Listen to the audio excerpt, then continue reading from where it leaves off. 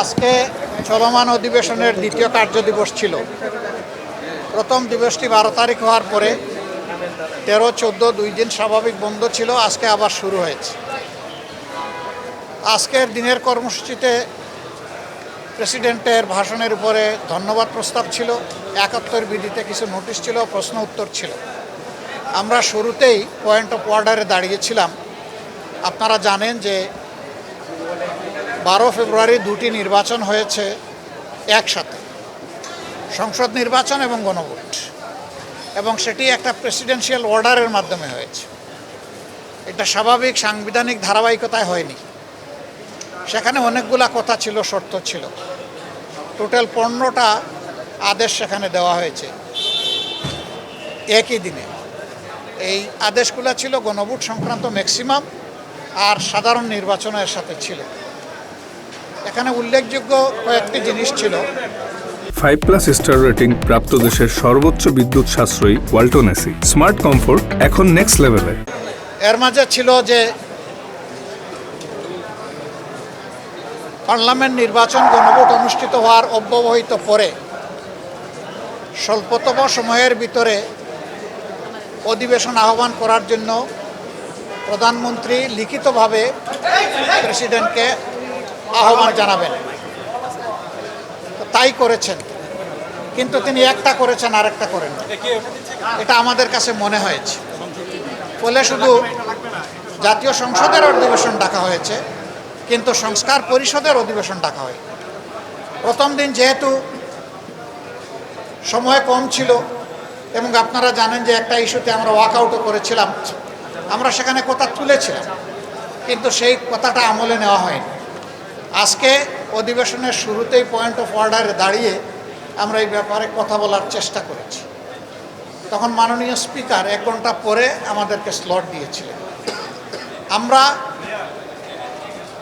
13 November গত বছর জারি করা এই আদেশ আমরা পুরোটাই সেখানে পড়ে শুনিয়েছি, এবং আমরা বলেছি যে আজকে শেষ দিন, পঞ্জিকা দিবস, এর সমাধান আমরা চাই। আমরা শপথ নিয়েছি, আমাদের শপথের কি হবে? যারা শপথ নেন নাই তারা শপথ কখন নেবেন, এবং সেই সংস্কার পরিষদের অধিবেশন কখন ডাকা হবে? গণভোটকে আদৌ মান্য করা হবে কিনা? শতকরা 70% জনগণ সংস্কারের পক্ষে গণভোটে রায় দিয়েছে।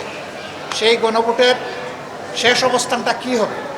এই সমস্ত বিষয় পয়েন্ট অফ অর্ডারে দাঁড়িয়ে বলার পরে মাননীয় স্পিকার বলেছেন যে এই ব্যাপারে আপনারা সুনির্দিষ্ট নোটিশ দিলে আমরা বিষয়টা বিবেচনায় নিয়ে আলোচনা করব। আমরা এখন নোটিশ প্রদান করব।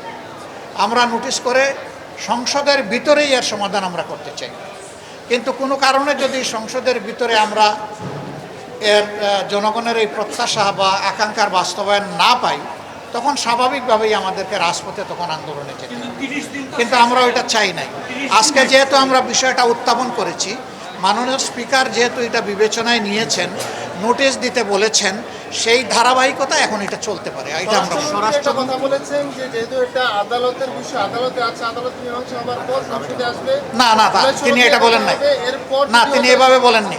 তিনি বলেছেন এই ব্যাপারে শুনেছি আদালতেও আশ্রয় নেওয়া হয়েছে, আমি সঠিক জানি না সেইটা কোন কি হবে না হবে। তিনি এই ব্যাপারে ক্লিয়ার কিছু বলেন। আমি কার্য উপদেষ্টা কমিটির বৈঠকে বিষয়টি নিয়ে আলোচনা করার কথা বলা হয়েছে, আহ্বান জানিয়েছেন আপনাকে যে আমরা এটা কার্য উপদেষ্টা কমিটির বৈঠকের সাবজেক্ট মনে করি না। আমরা মনে করি হাউজেরই এটা সাবজেক্ট, এই হাউজে এটা সমাধান হোক, তারপরে যদি ওখানে কথা উঠে ওনারা উঠান আমরা দেখবো। যে মানে আমি যেটা হচ্ছে যে ওনারা বলছেন সংবিধানে, বর্তমান আপনারা যেটা বলছেন এটা সংবিধানে নেই।